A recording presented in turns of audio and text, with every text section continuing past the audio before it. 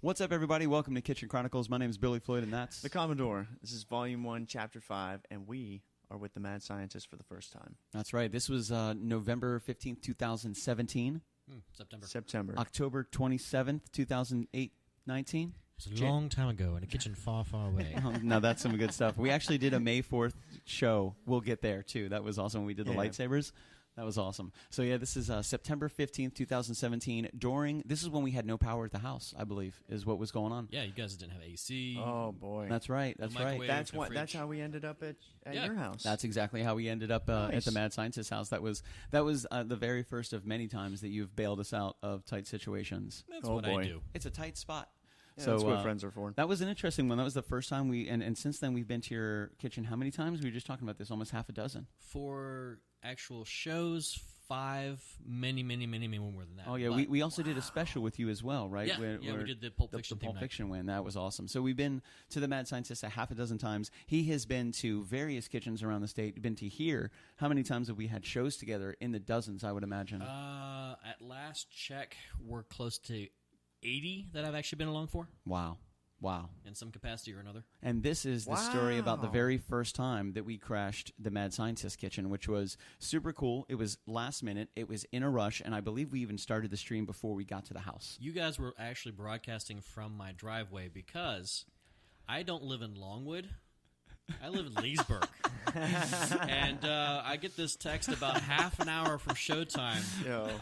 Dude, where in Longwood are you? That was my fault. I'm not in Longwood. It began with an L. It's the same. It's like an hour's difference. Lecanto, Leesburg, Longwood, Long Island. We started off driving. And you're like, I don't have the address handy. I'll just start heading towards Longwood. That's true. North. And so I just started heading towards Longwood. That was it. Longwood, and we started driving there. That was it. You know, we figured it out. I had an address, but I didn't have a city, and we had already talked about it. He told me it was Leesburg several times, but then he just sent me the house address, so I started looking for the house address in Longwood. Right. And we were already on the road for quite some time, and I couldn't find it, and I just kept believing that I would find it eventually. But then we got pretty far down the road. I'm like, yo, bro, I can't find your address in Longwood. And you were like, why are you looking in Longwood? And here's the kicker. You'd been to my house at least on 4 separate occasions prior to that. Yeah, that's true. It's like an hour outside of Orlando. Also true. All that is very true. So we show up. It's 9:05. We're in the car. Yeah. We are agreement with ourselves and with the community is at 9:05. No matter what's going on, we go live. We're going live. So it was okay, cool. We were pushing it. It was 9:03. We're driving down the road. I'm thinking, nope, we're not going to. I'm like, you know what? I'm going to type everything in. We're just going live now. And Commodore's like, going live in the car? I'm like, yep. He's like, all right, cool. Let's do it. Let's go. So we show up. We're live. We're streaming. People are joining the feed, and we're loading into your house. Yes. We're loading into your house. You're giving us a hand. We're getting everything set up.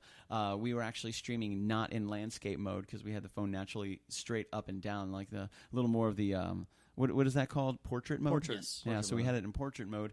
We come in. We're super late. We don't know what's going on. We just know that there is a lot of moving parts at a very short period of time that needed to be completely ready at 9:05. Everything else was, and we were late. And it really did feel like my kitchen was being crashed. Oh, yeah, that's a great idea.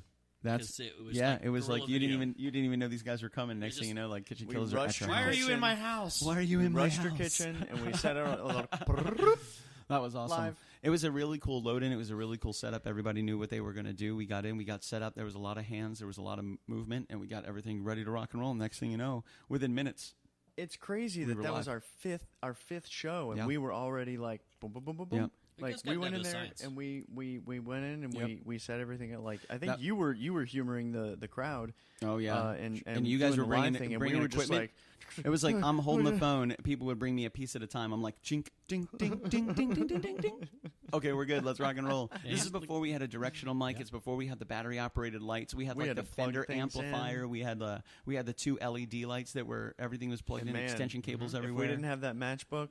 Oh man, I'm telling you, bro. The whole show. It was the key to the whole thing. The matchbook was. You were even bringing in amplifiers, and you're an acoustic band. Yes, absolutely. It's like we're not going to use these. Are you going to put stuff on? No, we just put stuff on top of it. Yeah. That's really what we do. We just use it for like light fixtures. Yeah. We had that. Yeah. Oh, we never actually plugged it in. That was a really cool show, and not only was that the first time at the kitchen, that was a themed menu. Yes. And we had never really experienced anything like that. We weren't expecting and that I will say, like, at all. The Mad Scientist and I have been friends for several years. We've spent some time with each other's friends and family and cooking food, but never in the aspect of KitchenKillaz. So I already knew that you were an accomplished cook. But the fact that you themed the whole thing out based on one of our original songs was outstanding.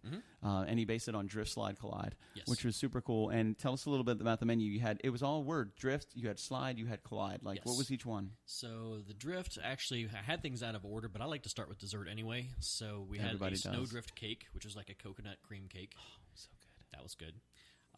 The Slide part came into sliders, and Billy and I, being Marylanders from the Chesapeake Bay area, we love our crab cakes. So we did crab cake sliders with slaw. For sure. And some fries with that, with Old Bay seasoning. And then the Collide part came with the cocktail. We had the French fries with the Old Bay. Yes. Oh, dude. So good.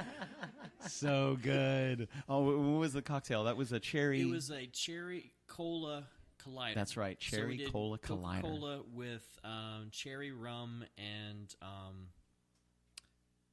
moonshine maraschinos. Oh, that's right. Yes. I remember the jar. Yeah. I remember the jar. That's right. I remember that. That was outstanding, man. Yes. That was really cool. And that was it was, again, we had worked together previously, but to have a themed menu, so much thought went into it. It was one of those things where we walked in and like your preparedness was outstanding. Like we were honored. Yeah. Oh, absolutely. Like, I wasn't surprised at all because that's only your work ethic. But goodness gracious, like that was incredible that you put so much thought into the whole menu, and us coming in so quick. You being there for like, hey, you guys don't have power. I got power. Let's rock and roll. Let's get you out of there. Get you in an air conditioned place. Put you in a comfortable. I'll take care of the menu. No problem. And we showed up. Had everything rock and rolling. The door was open. The hands were full. We got the show set up. Got right into the menu right away. That was awesome. I think it's a little strange that like I don't remember the fact that we didn't have any EAC at the time. I don't remember like being so relieved to be inside of an AC house. And those are the things I try to remember. I don't those remember moments, that. like, man, the AC felt. It was like walking into Chris Gentry's last night from outside, walking into the AC, and you're just like, oh my God. Yeah. I love technology. Billy's standing at the back door just waving it open and closed and blowing cold air right out of the house. Meanwhile, the people inside are like, what are you doing? Oh, man. I remember like a couple shows prior to that when you're just going on live and you have no power in the house, but you're still broadcasting by candlelight. Oh, yeah. No shirts on. Oh, my God. Looks like a bad Chili Peppers cover band. Hell yeah. I'll take it. We I'll were take in it. our underwear. I think it was. I think you said it was 91. Yeah, it was. 91. And it was 91 degrees Miserably hot that inside week. the house. It broke 90 inside the house. And that was the thing we were talking about last time because we went over the first hurricane party we had when Sushi showed up, which is just a whole different level of party. Yeah. So we started talking about that and getting into what the hurricanes did and how the hurricanes affected us and what was going on. And it was really interesting that we were talking about when the hurricane is happening. It's really cool because the temperature drops. Right. Everything crashes and it's super breezy. So when the power's out and your windows are open, but it's cool breeze blowing back and forth, it's perfect. It's awesome. Like, this isn't so bad. I slept so well. Like the night, yes, we were out of power, but it was so cool and the air was so fluid. It was so awesome. I slept like a baby. It was great, man. And it was breezy. Oh yeah, very breezy. Barometric pressure drops. Yeah, hurricane. Yeah. It was awesome, man. I mean, I don't want to say it was awesome because it was awesome. Even though we were out of power, it was that still one night. We were ready. That first night. The next day, when the hurricane had gone away and it wasn't breezy anymore, awesome. and it was just 93 degrees, awesome. Everything was soaking wet. Not even just like a little Florida shower, but to the core, it was soaked. And here comes the sun. Right. Here comes the sun. So Next now thing it's you know, baking all of this oh my water. God. And we have no and not if we had no AC, but we had some way to circulate the air, that'd be different. We had no Like power. if I got a generator that will only plug in one thing, I'm plugging in a fan. Oh yeah. Oh my God. Oh my goodness. For sure, bro. And it was interesting because there were 4 of us at the house. It was Sushi, it was Kalen, myself, you. Ari had left. He had gone to Louisiana because he's a bitch. Bye. And then we had no power. We weren't sure how we were going to do the show. Mad Scientist reaches out and was like, "Yo, here you go. Let's rock and roll. We got power. Let's make it happen." And I think it was I think you had gone over the menu briefly with me, and I think the promotion for that show kind of came up with the moniker Mad Scientist from Maryland. Yeah. I wasn't really sure how you were going to react to that. I was like, man, I hope he's not like, whoa, bro. You just kind of came up with this alliteration, and it stuck. I was Yeah. like, okay, Oh, I can man. go with that. And you He's dug big it. And I on- was like, all right, he's big cool. on alliteration. Oh, heck yeah. I love it, man. Yeah, Like Kitchen Chronicles, KitchenKillaz, like Mad Scientist from Maryland. It's just so much fun. And I'm glad you dug it. You kind of like took ownership of it, and you really jumped on it, which was awesome. It does. It suits me. It does, man. And I really like because we've done some videos with you before. I just came to remember the live at 9:05 short that you did with the lightning crashing. Do you remember Yes. that? You had the goggles on, and oh man, do you remember that? Oh, that was so good, dude. That was at the anniversary, right? I think so. Oh yeah, I think so. my Dr. Horrible gimmick. Your Dr. Horrible first one. gimmick. That was awesome. The first yeah, one or yeah. the second one? No, it was number one. The first one. Yeah, it was That's what I number thought. one. So that night, 15th of September 2017, we're out of power. We've been out of power for a week. We show up to your place. We're late. We're already live. We get it set up. We go through the menu. Drift, Slide, Collide, which is super, super cool. Dubbed and named the Mad Scientist of Maryland. You took that on. I think we might have debuted Crazy. Did we debut a new song that night? That wasn't the time you did Crazy. It was like later. Okay. It was like the second gig you guys did with me. Was the We first time you did definitely. I want to say we definitely did a.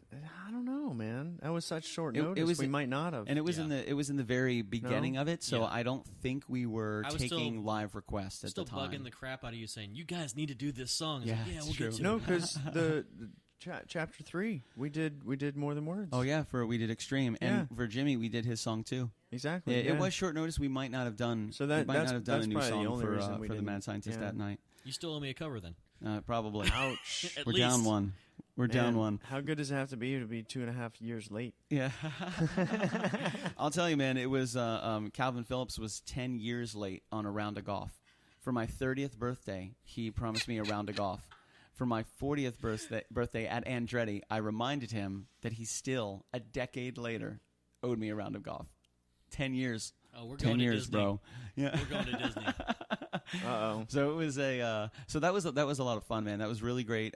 We learned a lot that night. We had our OG setup. We didn't necessarily know what was going on. From your perspective, how was it? Like, because you and I were friends, you kind of knew what was going on already. But from your perspective, like, walk me through, man. You know, Billy and the Commodore are coming over to the house. I'm going through this menu. They're going to play some music. Like, we must have been just a lightning storm running through the front door with our hair Definitely. on fire. I mean, just like armfuls of gear, just plugging in wherever there were plugs and trying to set up in a hurry because you're already on air. I mean, people there is like, okay, are you guys gonna sing or what? It's the only time we've ever done that. Yeah, man. It was man. That was awesome. And the door was open before we even got to the front step. And I'm like, guys, just hit the ground running, grab an acoustic, start singing. I'll be over here and try not to burn the house down. I got you covered. So Groovy. Which you didn't. And we opened Yeah. up. What did we open up with? We opened up with. Did we do the sliders? yeah, Because we did the drift cake and we did the cherry cola collider after we I did the think we actually entree, did right? it in order for the song, Drift, Slide, and Oh, Collide, nice. 'cause Okay. 'cause We I was started big with on- dessert. I started with dessert. So walk us through that. What the drift cake? You mentioned it a little bit before. The ingredients that we had in there. It was a white chocolate ganache cake. You with love a, ganache, bro. With a coconut cream. I love that you love ganache. It's fun to work with. It's fun to say. It you is, know? man. It is. It's like liquid fudge. We're missing. It tastes good. Oh man, Oh, I think the first time I ever had ganache was chocolate ganache baked into the middle of a cupcake. Yeah. And I never had that before, and then I bit into it, and I was like, "What is this?" I must know what this is. Oh my gosh! And from that moment, the first time I ever had white chocolate ganache was that night. Mm-hmm. That was awesome. That was so good. That was awesome. That was my first time making white chocolate ganache. So Get it kinda out worked of here. I think we're due. So for walk that us through the again. process of that. Like, was it By the way. was it yellow cake? Or- 'cause It was a yellow cake Okay. with vanilla pudding mixed in because I like to do that That's for right. consistency. That's right. And then I poked holes in the top of the cake and just dumped the ganache in so it That's settled. right. And then did it as layer cake and just covered it with this buttercream icing with coconut flake, so it looked like a snowdrift. Oh man, I can taste it, Dude, man. yes. I can taste right. You know what I'm saying? Oh, Like, yeah. As soon as he started Oh, saying, yeah. it, I'm like, wow, I remember that. Oh yeah, man. Absolutely. That was awesome. That was so cool. And what creativity behind it? Just absolutely awesome. How did you come up with that idea? I was just listening to you guys play Drift, Slide, and Collide and said, what can I do to compatible menu with what you're making musically? Like the idea for the cake itself. Like, did you just make that up off the top of your head? Was this something you Yeah. had made before? No, never made it before. Really? That you Just said it was pretty much your first what- time working with white ganache. Yeah, I mean, it's what can I make that is a drift? Okay, so there's not a lot of food things that are adrift, but what is kind of a thing that would be a drift? Well, we have drift racing. No, I can't make a sports car. There's a snowdrift, so we can make something that looks like a snowdrift. Well, what looks like a snowdrift? Coconut cake. So what do we want to make that's not just a plain overly sweet coconut cake that sticks in your teeth for like a week? I want to do something that's actually rich and kind of decadent, but not to the point that you feel like you need dental work after you eat it. Yeah. Dude, I mean, I would say just that cake itself was outstanding, and you hit the nail on the head with that one, man. Thank you for that. That was really great. What a great idea too. Like I like the fact that you worked this through the process on how you came up with the name. Like okay, drift cars. Well, we're not going to build a car. What else can we do? There's snow drifts. Okay, great. And just the name of a drift cake. Like I could see people saying, "Oh, what'd you make tonight?" "Oh, I brought a drift cake." They're like, "Oh, what is that?" And it's your recipe. Like what a great name. You know, that was really good. So we had the cake. What did we move on to after that? Did we do the collider or did we do the sliders? I think we did the slide. Oh, yes. I can't wait. I'm Yeah. so excited for this part. I could taste the cake that you were talking about, even though it was 2 years later. I'm excited to take a bite of the slider again. So walk us through that, my dude. Okay, so, we can make your usual burger sliders, but no. Not with the great Billy Floyd and the Commodore coming over. No, because we like seafood. We eat a lot of seafood at these gigs. Anytime we have a chance to make something with seafood, oh yeah. And we've been talking about making crab cakes just to make crab cakes, not even for a show, just because we haven't been back home to Maryland in a few years, and it would be nice to have some good crab cakes. Oh, yeah. So I made smaller ones and put them on Hawaiian sweet rolls to make sliders.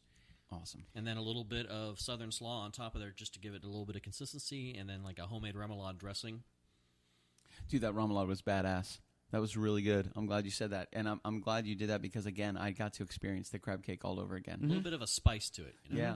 And it's and I would say, like, as a Marylander or a Baltimorean, I see a lot of places down here that say Maryland-style crab cakes, Maryland-style crabs, Maryland-style this. I would say close. I don't believe any the of only them one now. that I've recently found close that has made a crab cake that's from Maryland is my parents or my Uncle Billy. Right. That's it. I've never gone to a restaurant where they've had a Maryland-style crab cake and it was actually a Maryland-style crab cake. I just basically used my grandma's recipe, but added a few local spices to it. Yeah, and it was awesome, dude. It was really great. Like lump crab meat's really important, and I think down here It's hard to come by down here. Oh yeah, it's expensive too. Down here they use a lot of breading, a lot of filling, a lot of diced vegetables, like just a lot of filler. You're ruining it. And a crab cake, when you have a crab cake, it is crab. It has to be crab. Like Lump. the whole thing. I would say it's probably Jumbo a lump. good crab cake that I've had in Baltimore. And I was at Ocean City one time, and I had a 1 pound crab cake that was all lump crab. Phillips. Yep, bingo, outstanding, and it's all crab. Phillips Crab House, where you at? Oh my God! Which was I would say by far the most tender, most fulfilling, best flavor. Just that was cooked perfectly. Then when I came down here and I had crab cakes and they were like Maryland style, I was so excited. I was like, oh my God, this is gonna be so awesome! Because I was a kid. I'm 7 years old, 8 years old. I only know these homemade crab cakes that my uncle and my grandmother and my mom made that have been in Baltimore for decades. You know, I come down here and I try one. I'm like, what is this? Well, it's kind of And rightfully so. It's like going to a high-end restaurant and ordering like the high-end Angus beef burger. Sure. And they bring you out like a day-old Big Mac. Yeah, it's not it's the gonna be a same problem. thing. There was Can't do that. I remember being in Crystal River. My mom, my dad, and myself and Jenny were in Crystal River, and we were coming back from the mall, and they had a restaurant on the water that said, "All you can eat blue crabs, $19.99." And I was like, "You guys have just sold yourself out of business." Yeah. Like no problem. So we walk in. My mom and I walk in, and before we pay, my mom says, "Can I try one crab?" Before we get into this, before we commit, I want to try one crab. So they brought the crab out on a white plate, one crab, on a white plate, on a doily, on a silver platter, and next to it was a fork and a knife.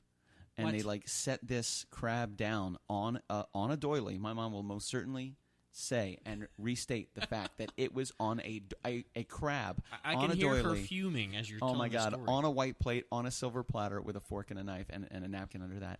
My mom looks at it and goes, grabs the claw, picks it up, and water. And she goes, "We're leaving." And she's like, "Oh, you haven't tried it yet? We don't need to. We can tell you're not steaming these. And if you did steam them, they're in the bottom of the pot. Yep. Because it shouldn't do this. Just water is everywhere. See you later. We're out of here." And at first I felt kind of bad because I mean, that's a lot of money to pay for food that sucks. they didn't know any better. Well, that's the thing. Either they're not That's getting the right terrible. ingredients, Yeah. or they don't know how to prep the ingredients They when didn't. they have them. What they did, they told us they were cooking it all on a wok. Oh my God! I was like, how do you steam it in a wok? Like, do you guys have shelves? Do you have stands? Like, maybe they have a wire stand that they're putting in the bottom of a That's wok. not And they're steaming. That's boiling. exactly. But I'm like, that's not. You're making soup. Yeah, that's not steaming. No wonder it's filled with water. Yeah. And then we come to find out that most places in Florida are exactly like that. That Yeah. say Maryland-style crab cakes, Maryland-style crabs, steamed crabs from Maryland. I'm like, listen, bro, come to our house. We'll do it for you. Oh yeah. Like, that's why for my birthday one year, my family got me a rack, a propane tank, a steam pot, and 3 dozen crabs. Like, live crabs ready to rock and roll. That was a hell of a birthday present. No lie. I was like, so I called my Uncle Billy. I'm like, yo, Uncle Billy, I just got 3 dozen crabs, my man, and walk me through this. He's like, all right, great. You ready to rock and roll? I'm like, let's do this. Mm-hmm. So super simple, easy prep, absolutely amazing. People overcomplicate it. I Oh, yeah. think they really overcomplicate it. And it's if you overcook the crab, it gets mushy. Mm-hmm. It just doesn't work. So it takes, 15, 20 minutes, I would say. Steaming a good set of crabs takes maybe 20 minutes. That's and, true and with you're most done. recipes. If you over-tend it Yep. and you're not patient and you don't give it the time that it needs, but then you give it too much time, Yep. you don't find that balance, the whole dinner is ruined. Yeah, because when you put blue crabs in the steam pot, they're blue. When they're ready, they're red. Yeah. And if they're not red, if they're still blue, Then they're not ready. done. And And that's you're gonna it. get sick. Yeah, Yeah. exactly. Like, this is I don't know something- anything about cooking seafood. Yeah, well, for any kind of shellfish, shrimp, lobster, crab, anything like that, normally it's going to have a transparent or Mm-hmm. translucent or a blue color to it. So when you steam it, you just make sure when it's done, you look at the shell and it's a red shell. And you try So to if break it open. If it's undercooked, it's going to be slimy. Yeah, exactly. And you're never going to want to Gross. eat it again. When it's cooked and it's done, Gross. it's very delicate and it's dry and it's not dry, but it's flaky and it's tender. It's just not saturated with water, Right. and it's not gelatinous. Nope. I love that Nope. word. It really is very, very good, and it doesn't take very long. And you can do the same thing with pretty much most seafood. Is a very quick cook. Some things know. are wonderful when they're gelatinous. Amen. That's Other true. things, crabs, no. Yeah, no, not crabs, Jim. Definitely jelly. I like gelatinous jelly. I It's a don't good like band name. gelatinous things with my crabs. No, Jelly definitely not, man. gelatinous. Jelly I gelatinous. don't like crabs with my gelatinous things. Gross. But it was so that night we had the crab cake sliders made by the mad scientist himself, steeped in the history of culinary creativity from the state of Maryland. Dubbed the mad scientist from Maryland, took the moniker, now has a collection, a costume for the mad scientist, has a logo for the mad scientist, and then I just saw the other day you sent me an Instagram invitation. I did change my Insta name on my personal site to the Mad Scientist. Yes, I went to tag somebody. I went to tag him yesterday. Yeah, He couldn't said do this it. morning, he said, no. I started typing Dennis, and the mad scientist popped. I'm like, yep.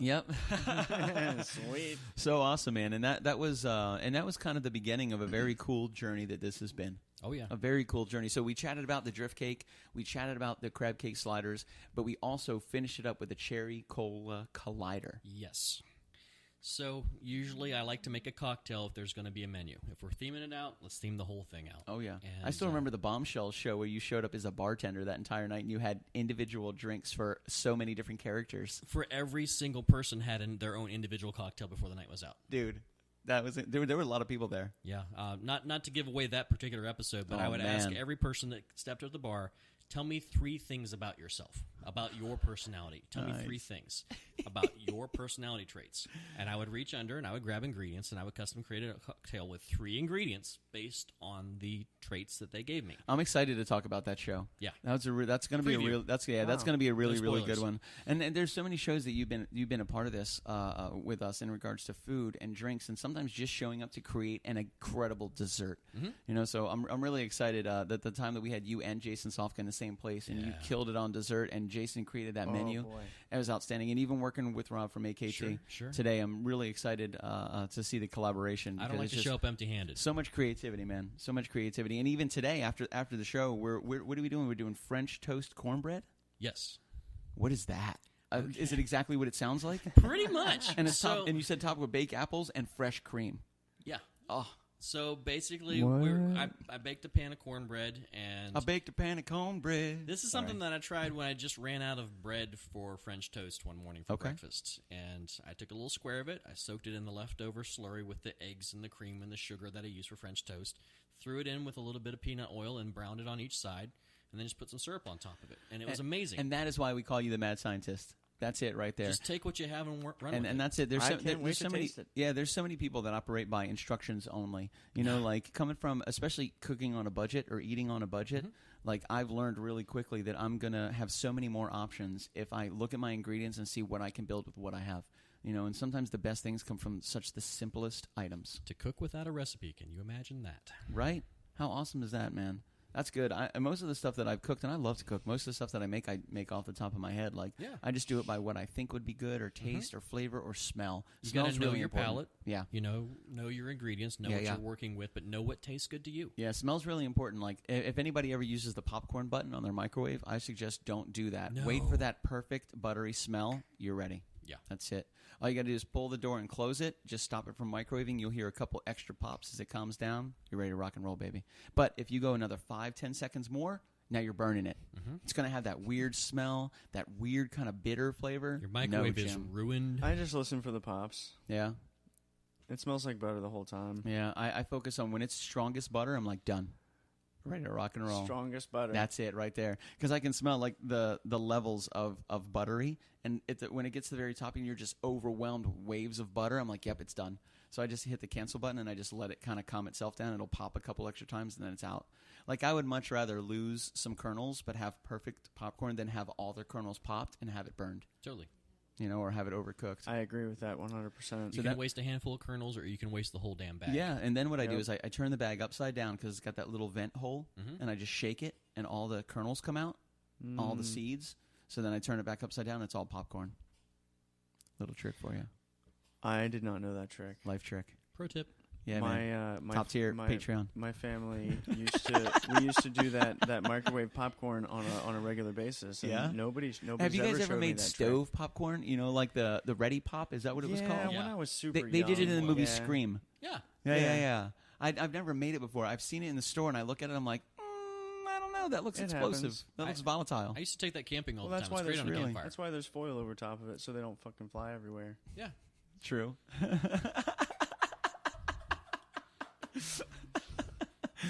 Oh man.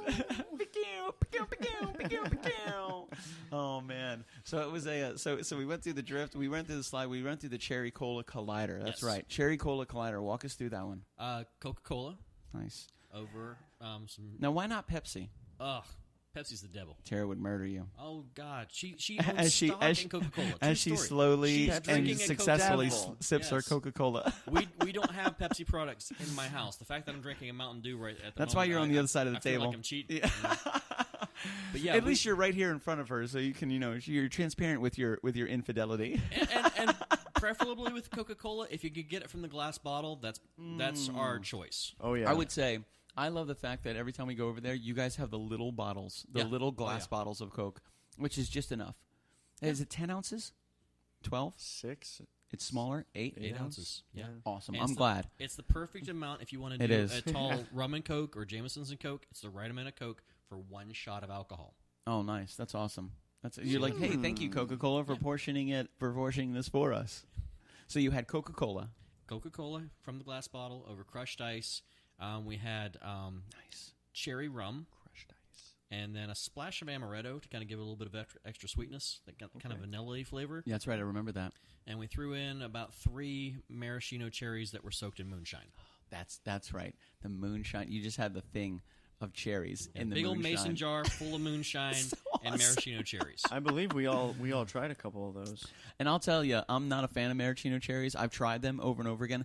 There was one point in my life that I thought maraschino cherries were the only kind of cherry. I didn't know that there were pitted cherries. I had no idea until I was We've all done that. gifted like a bag of cherries from Publix, and it was given to me, and I looked at it, and I was like, wait, what are those?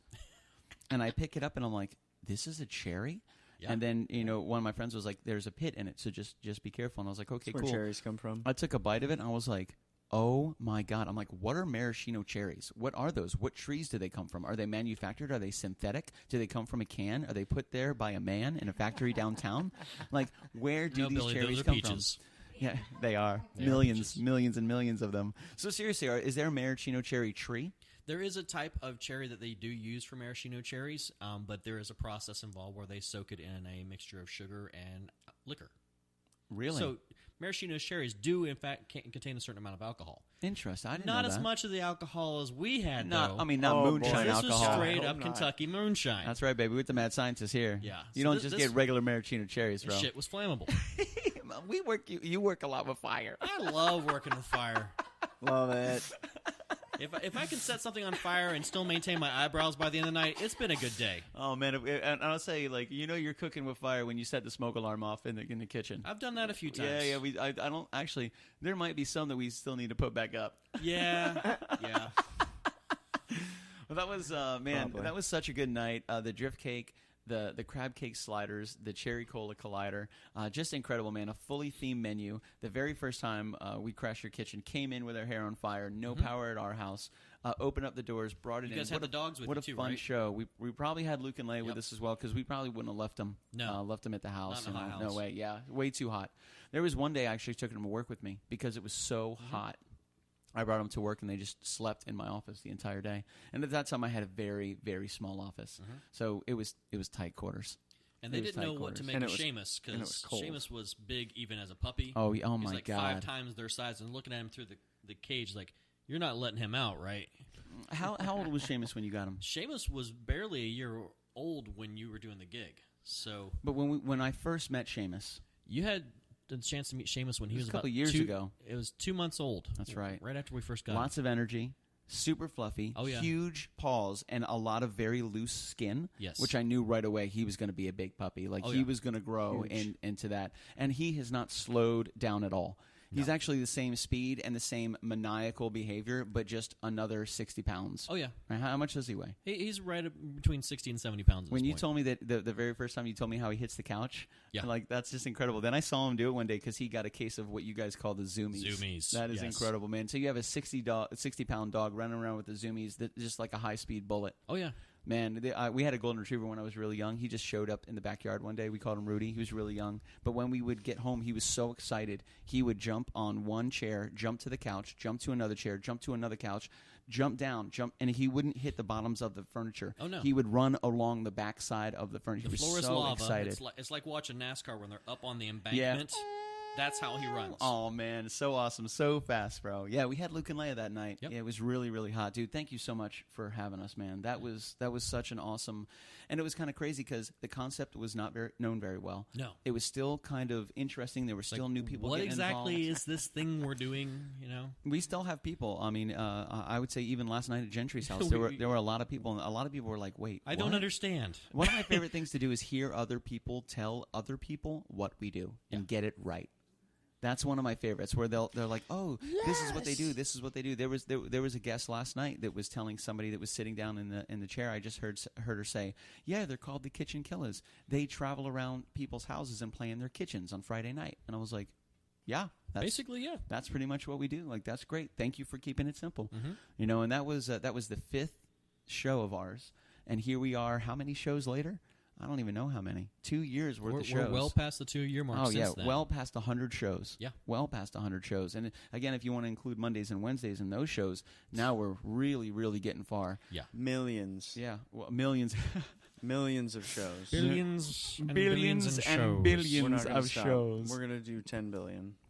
And that was, I went from million to 10 billion. Yeah, and this was our first show with you in your kitchen. Yeah, actually coming to my place. Yeah. That was super awesome, and we've been back several different times. We're excited to go back again. Oh, yeah. We always have a great time, and some of our favorite originals and favorite covers we've debuted at your house, which has been really cool. I remember the May the 4th show. We all had our lightsabers. Yep.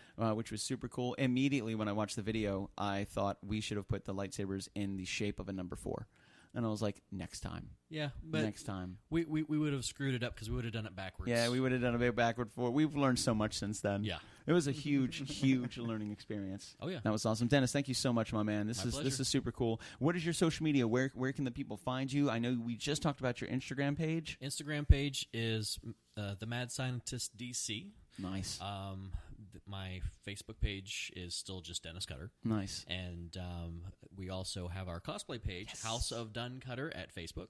That's right, man. That's So right. if you want to see me in costume with my better half and my young daughter, by all means, look us up. Super great cosplay team, really awesome cosplay family, and what a great time. And I know you and I go back several years. We were just talking about this the other day through many different adventures, many different projects, and here we are 2 years into KitchenKillaz. The mad scientist from Maryland has been born, has been involved in over 80 shows with us all around the state of Florida. It's been a long time since Miami, brother. Oh, man, let me tell you. And we continue to grow, and I'm so proud of what we've been able to accomplish as a team, and what you have brought to the table is never able to be repaid. Just everything that you've done, the fact that you put so much love and attention into a menu to theme it after a song that we created right there, just it was a top tier. That was class, man. That was really classy. It was a good awesome. start.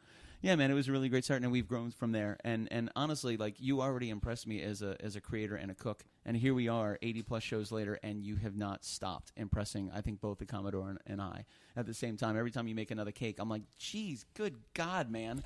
I'm like, oh, the last one you did with the chocolate and the cheesecake, we'll get into that, man. That was absolutely incredible. To be continued. Huge shout out to all of our sponsors, man. Oh, Absolutely. yes. Thank you guys for spending some time with us. Soffer Brand Apparel, it's super cool. Lakeland Barbecue, J. Bauer Art, Merchroom.com, Brideland Imagery, and Castle Door Studios. We're really fortunate to work with them. And I want to say Chris Gentry might be added to that list soon. We were talking last night about a partnership and a sponsorship. I think it's going to be really cool to work with him. We just met Rob today from AKT. Absolutely incredible. He spoke to us also about partnering. So we may be adding a couple new names to the list of partners and sponsors that we get to work with. Catch us every Monday, every Wednesday, every Friday. Mondays and Wednesdays at 7:05, Fridays at 9:05. We crash kitchens all over the country, and we do it for free. That's it. Yeah. What's our social media, my man? KitchenKillaz. AZ. Google Facebook, Instagram, YouTube, TikTok. LinkedIn. Yeah, write that down. Check out Instagram stories. If you want to catch some videos of our songs, of some live performances, just single things, go to YouTube. If you want like the full video of things, YouTube also. If you want to see some behind the scenes stuff, some previews, some see it first kind of stuff, go to Instagram. And if you want to watch the live show, check that out on Facebook. And we're also looking into to streaming on Twitch coming up. This is Kitchen Chronicles, which has been super great. Volume 1, Chapter 5, with the mad scientist not in Longwood, but in Leesburg, Florida. So for myself, Commodore, any last words, sir? Last words. Anything for you, my man? No, we're good, brother. Awesome. A huge shout out to Tara and Shelley for being so awesome. Jen Hogan and the team for allowing us to do this, for moving it all forward, baby. We are going to drink all the Coca-Cola, get rid of all the Pepsi, so we don't get bombarded by the great and illustrious Lady Sif. And you guys have a really good night. Thank you for spending some time with us. Super cool. I love it. Chapter 5, first time with the host in the house. What'd you think? Think it's a good idea? Oh, yeah. I think it's a great idea, man. I think yeah. it's really cool. Thank you so much for talking about the menu. That was so awesome, my man. I'm really excited. I'm really excited to see this episode. More to come. We got a lot more mad scientist shenanigans to get to. Let's go eat some shrimp. Be safe, guys. We'll talk to you soon. Peace.